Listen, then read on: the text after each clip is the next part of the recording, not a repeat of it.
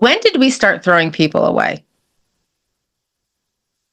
Have you noticed how quickly our culture tells us to walk away? Walk away from relationships, walk away from family, walk away from difficult conversations, walk away from anyone who disturbs your peace. Sometimes that advice is absolutely necessary. But sometimes I wonder if we've stopped asking the harder question. Are we really protecting our peace, or are we avoiding the very conversations, emotions, and discomfort that help us grow? Have we convinced ourselves that every uncomfortable relationship should just be left behind? And have we become uncomfortable with discomfort itself? Is discomfort something we should always avoid? Or are we walking away from the very moments that invite us to become wiser, stronger, and more compassionate? Or is this situation truly a place where you're not mad, dissatisfied, or hurt anymore? You're simply done. Because here's what I've learned: growth rarely feels comfortable. Some of the greatest lessons in my life didn't come from the moments that felt peaceful. They came from the conversations that I did not want to have, and the relationships that truly challenged me, and the misunderstandings that forced me to see another perspective. And the moments when my pride wanted to run as fast as I can. But my soul, it asked me to pause. We live in a culture that has become incredibly good at removing discomfort. But discomfort isn't always a sign that something is wrong. Sometimes it's a sign that something is changing. It could be the space where empathy is born. Sometimes it's where forgiveness begins, where boundaries become clear, and where we become more fully human. Welcome to Divine Angelic Guidance. My name is Michelle Irene Stupski. I am your host of Divine Angelic Guidance, a spiritual life coach, best-selling author of You Weren't Born to Fit In, and your guide for those seeking more peace, purpose, and connection in everyday life. Today's conversation may challenge you, not because I'm here to tell anyone what they should do, but because I think we've stopped asking the hard questions.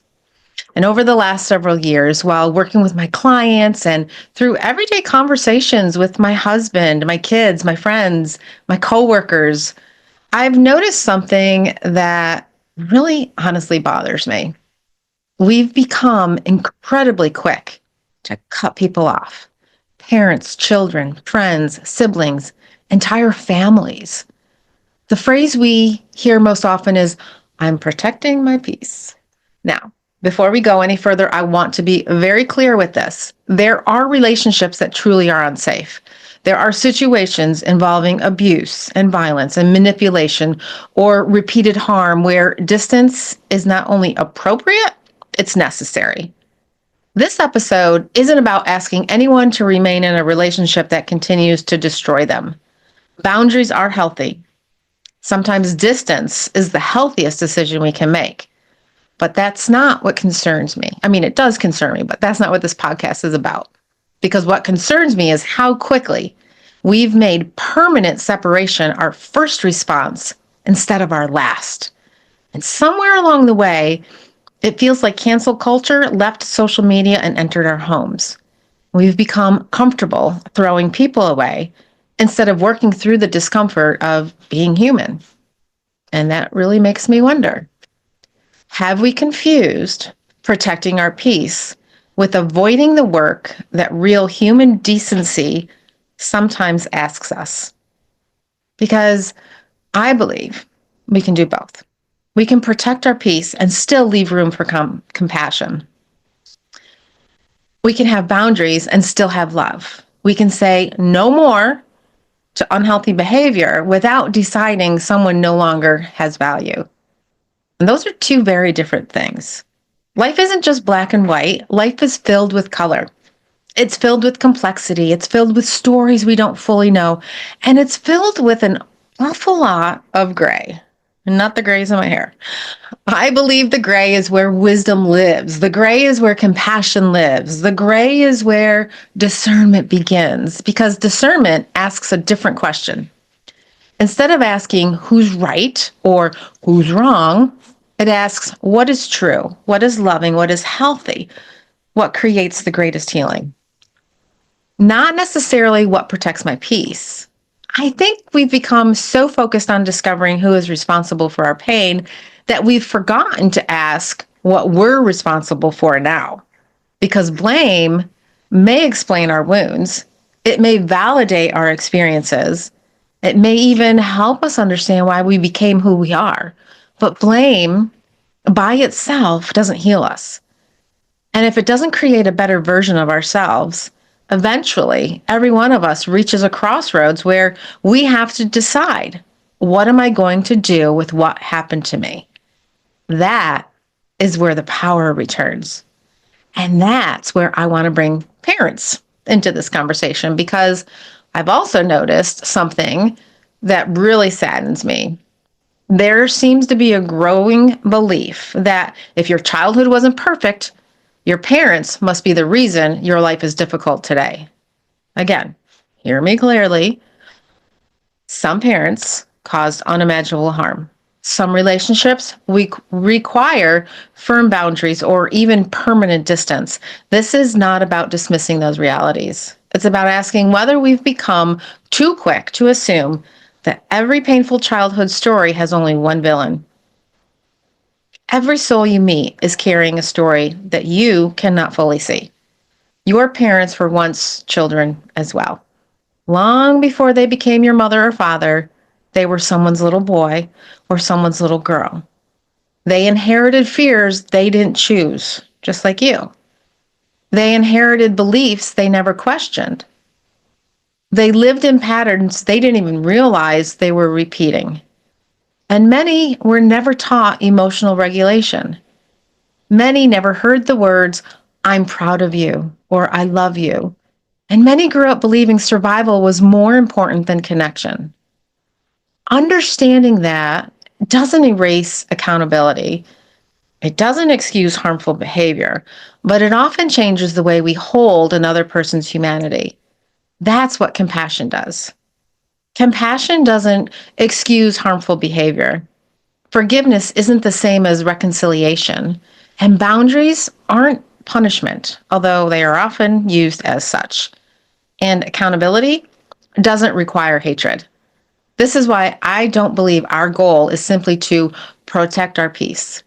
I believe our goal is to become so rooted in our peace that we no longer make decisions from our wounds.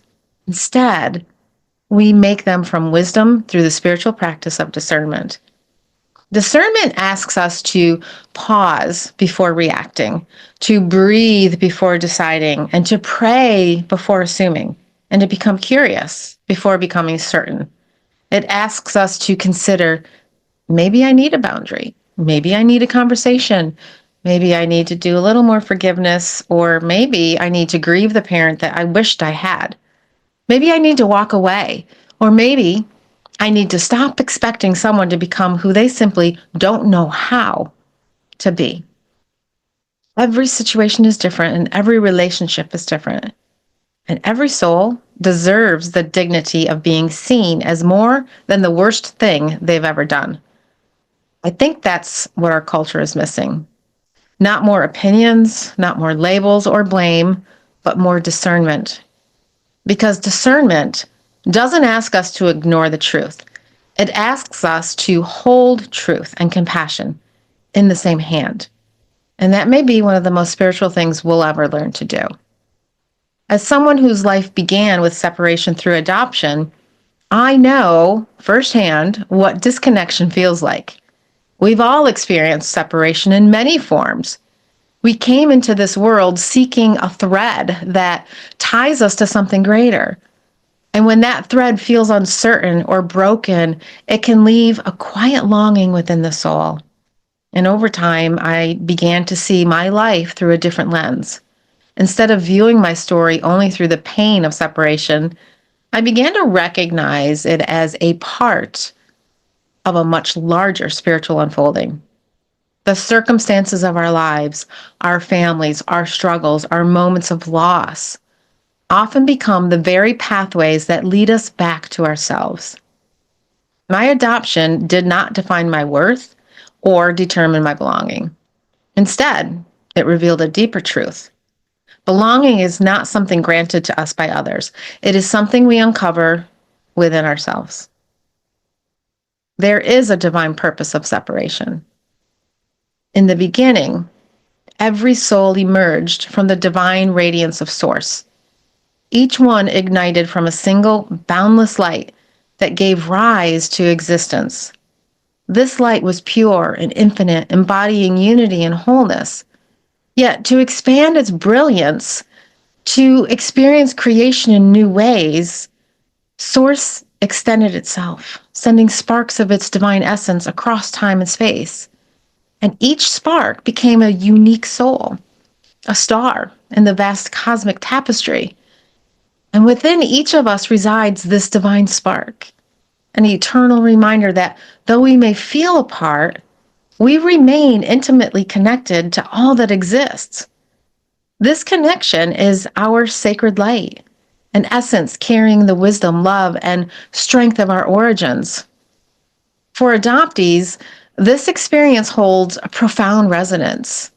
You may feel the ache of being parted not just once, but multiple times. First, as a soul emerging from Source, then from the womb through the sacred vessel of birth, and again through separation from your birth mother if you were adopted. My own mother never saw me. She never got to hold me.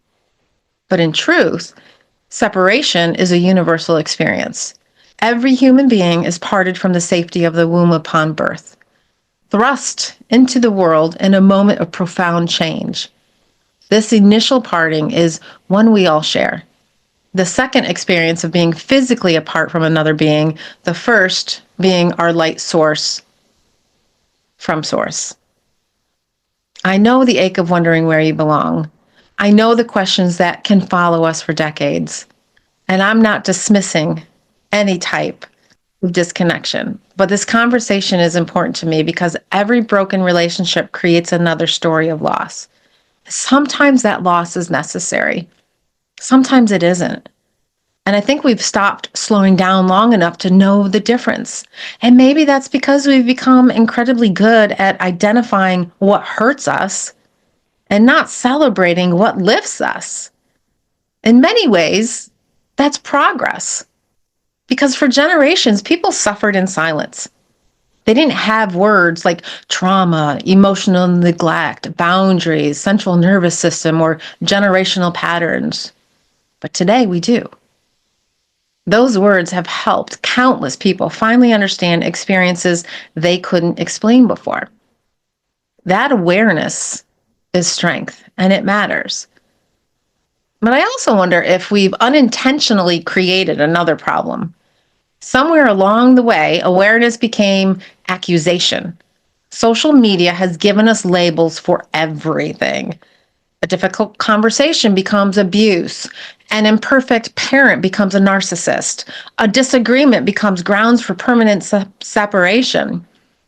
And while those labels absolutely fit some situations, they don't fit every situation. So before we close, if today's conversation has resonated with you, I have one small favor to ask. Please take a moment to follow the podcast, leave a review, share this episode with someone that you love, or leave a comment wherever you're listening if comments are available. I know we hear people talk about algorithms all the time, but the truth is, those simple actions really do help these conversations reach someone who may need them today. It's about creating connection. It's about reminding people they are not alone. And if these conversations have ever brought you comfort, clarity, or even just a new perspective, thank you for helping me pass that gift along to someone else. I'm truly honored to walk this journey with you. And if today's message spoke to your heart, You'll find these beautiful conversations woven throughout the book You Weren't Born to Fit In. It isn't just a book about healing or spiritual growth. It's an invitation to remember who you are beneath the expectations, the labels, the roles, and even the wounds that you've carried for a very long time. One beautiful reader recently shared these words with me. It's just what I needed right now in my life. It touched my soul and reminded me that I'm special, just as I am. It empowered me to believe I am worthy of love. When I read that, I smiled because that's exactly why I wrote it. My hope has never been to tell you who to become. My hope is simply to help you remember who you've been all along. And before you make that next difficult decision, before you walk away, before you react, pause. Take one slow, intentional breath. This is what I call the sacred pause. It's the space between what happened and what you choose to do next. It's where fear becomes awareness and emotion gives way to wisdom. It's where the discernment we talked about quietly asks you, is this truly about protecting my peace or something deeper asking for my attention? Maybe the answer is a boundary, a conversation, more forgiveness. Maybe it's distance, or maybe it's simply seeing another person's humanity while honoring your own. You don't have to rush this answer ever. The sacred pause reminds us that our wisest decisions are rarely made in reaction. They are made in presence with inspired action. And when we pause, we create space, not just between ourselves and the situation, but between our emotions and our response. We give ourselves permission to breathe, to listen, and to ask, am I reacting from my wounds or responding from my wisdom? That's where discernment lives. That's where peace becomes something we embody rather than something we protect. So the next time life asks something difficult of you, don't be afraid of the pause. Don't rush to fix it. Don't rush to leave it. Don't rush to label it. Simply pause, breathe, and listen. Allow your soul the opportunity to speak before your emotions decide for you. Until next time, remember, you are never alone. You are always being guided by a power greater than yourself. You are supported. You are deeply loved. Trust your soul. Trust your discernment. And whenever life asks something difficult of you, pause, breathe, and listen. Have a beautiful day.